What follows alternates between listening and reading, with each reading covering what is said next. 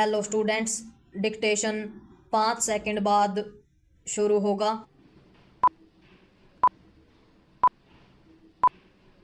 Start.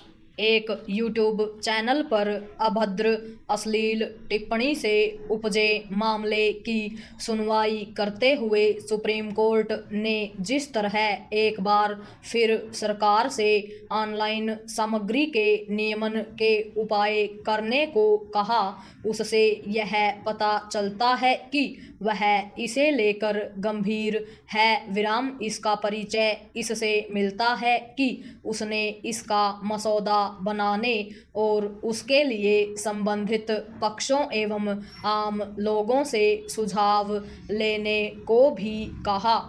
इसके बाद सरकार का इस दिशा में सक्रिय होना स्वाभाविक है, लेकिन यह आसान काम नहीं, क्योंकि इसे लेकर अभिव्यक्ति की स्वतंत्रता में हस्तक्षेप की आवाज उठ सकती है। सच तो यह है कि वह उठने भी लगी है। खुद को सोशल मीडिया कहने वाले इंटरनेट प्लेटफॉर्म मुक्त विचारों के मंच के तौर पर जाने जाते हैं। ये प्लेटफॉर्म लोगों को कुछ भी कहने की अनुमति देते हैं, लेकिन अभिव्यक्ति की स्वतंत्रता असीम नहीं। इसकी अपनी कुछ सीमाएं हैं। अभिव्यक्ति की स्वतंत्रता के नाम पर फूहड़ता, नग्नता और नफरत फैलाने की इजाज़त नहीं दी जा सकती। पैरा दुर्भाग्य से कुछ लोग यह समझ बैठे हैं कि उन्हें ऑनलाइन प्लेटफॉर्म पर कुछ भी कहने की छूट मिली हुई है। इनमें प्रमुख हैं कॉमेडियन और इन्फ्लुएंसर्स। ये खुलकर गालियों का तो इस्तेमाल करते ही हैं, शालीनता और नैतिकता की भी धज्जियां उड़ाते हैं। चूँकि इस सब से उन्हें प्रचार और पैसा मिलता है, इसलिए वे और अधिक बेलगाम हो जाते हैं। इसी का नतीजा है कि अश्लील ऑनलाइन सामग्री बढ़ती जा रही है। इसका ही उदाहरण इंडियाज़ गॉट टैलेंट नामक यूट्यूब कार्यक्रम पर देखने को मिला।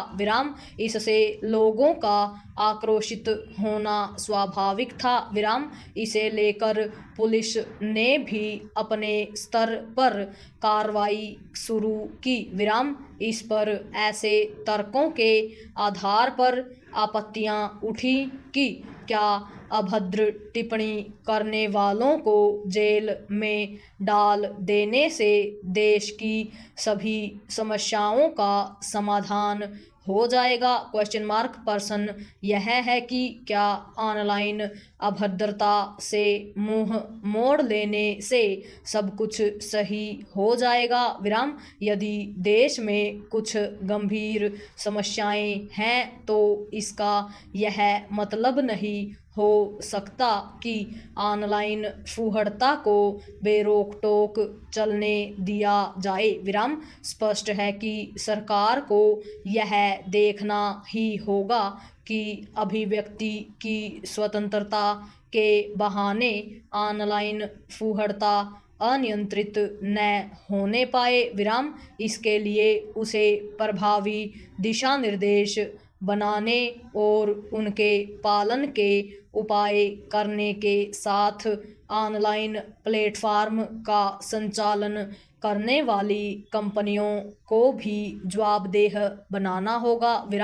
वे यह कहकर कर्तव्य की इतिश्री नहीं कर सकती कि वे तो माध्यम भर हैं। इन कंपनियों को यह संदेश देना ही होगा कि उनका काम पोस्टमैन सरीखा नहीं है।